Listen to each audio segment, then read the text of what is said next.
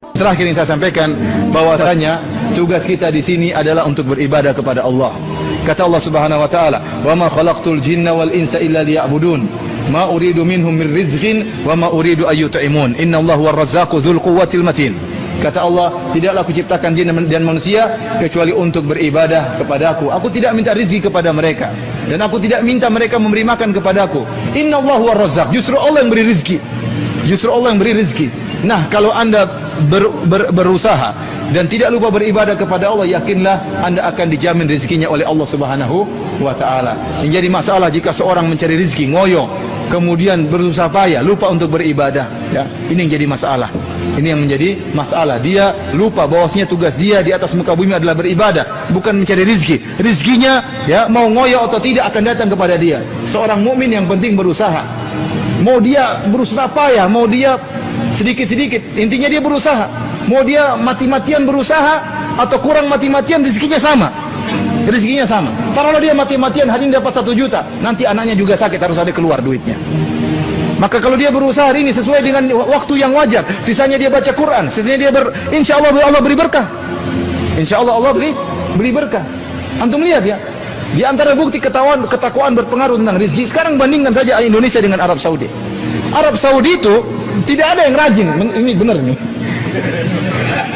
Antum pergi kantor-kantor, mana ada yang rajin kemudian bekerja banting tulang seperti kita, part time, tambahan time, dan time yang lainnya.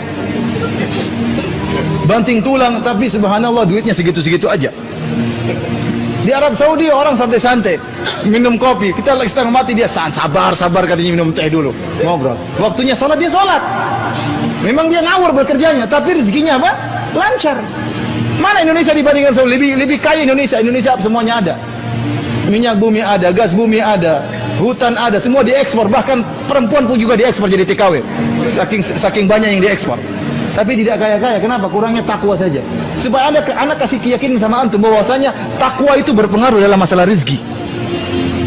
Allah yang mengatakan, "Wa may yattaqillaha yaj'al lahu makhraja." Barang siapa yang bertakwa, Allah berikan jalan solusi. Wa yarzuquhu min haitsu la yahtasib. Dan Allah berikan rezeki kepada dia dari arah yang dia tidak sangka-sangka. Maka antum berusaha, antum bekerja, waktunya salat, ya. Dan saya sampaikan kepada antum, Allah memuji dalam Al-Quran. Allah tidak memuji orang yang di masjid terus, yang baca Quran terus, yang zikir terus, tidak. Tapi yang Allah puji orang yang berdagang, orang yang bekerja, yang bertransaksi, tetapi jika datang panggilan Allah, dia sholat. Kata Allah Subhanahu wa taala, antum catat ayat ini biar antum tidak lupa-lupa, ya. Jangan sedih jadi pedagang, ya. Masuk surga tidak harus jadi ustaz. Dalam surat Nur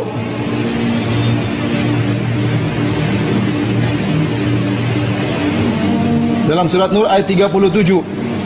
Surat 24 ayat 37. Surat ke-24 ayat 37 kata Allah, "Rijalun la tulhihim tijaratun wala bai'un an dzikrillahi wa iqamis salati wa ita'iz zakah. Yakhafuna yawman tataqallabu fihi al-qulubu wal absar."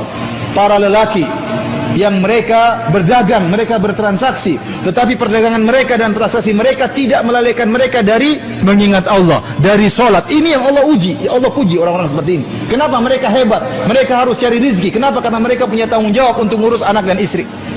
Mereka harus bekerja. Kenapa? Mereka ingin menafkahi orang tua mereka.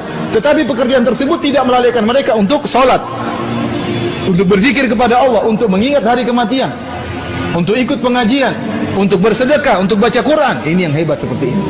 Ini yang Allah puji. Maka saya katakan, Allah tidak memuji orang di masjid terus baca Quran terus nggak pernah bekerja. Tidak, ini tidak pernah disebut dalam Al-Quran.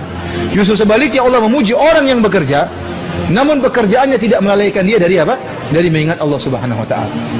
Dan husnudzon kepada Allah. Allah tidak akan biarkan kita kalau kita bertakwa kepada Allah. Antum dulu waktu dalam perut, siapa yang kasih rezeki? Antum nggak bisa apa-apa dalam perut, Allah sudah kasih rezeki. Sampai 9 bulan Allah kasih rezeki melalui ibu antum. Setelah itu antum keluar bayi, nggak bisa apa-apa, cuma bisa menangis. Tahu-tahu Allah beri rezeki dengan air susu dari ibu antum. Tahu-tahu Allah sudah latih bagaimana cara menyusu dari ibu antum. Allah yang latih, sudah tahu, tiba-tiba sudah bisa. Allah kasih rezeki. Kemudian Allah kasih rezeki sampai ente besar, sampai kuliah, sampai lulus. Tahu-tahu takut, jangan-jangan saya nggak dapat rezeki. Kok Kok bisa seperti itu? Kenapa sekarang sudah pintar, sudah lulus, sudah punya gelar, kok malah takut nggak dapat rizki? Uang tuh antum masih kecil saja Allah kasih rizki. Maka jangan seorang suudzon kepada Allah Subhanahu Wa Taala. Yang penting dia berusaha, disertai dengan takwa, maka insya Allah Allah akan berikan dia kepada dia rizki yang cukup bagi dia, ya, dan akan membahagiakan dia.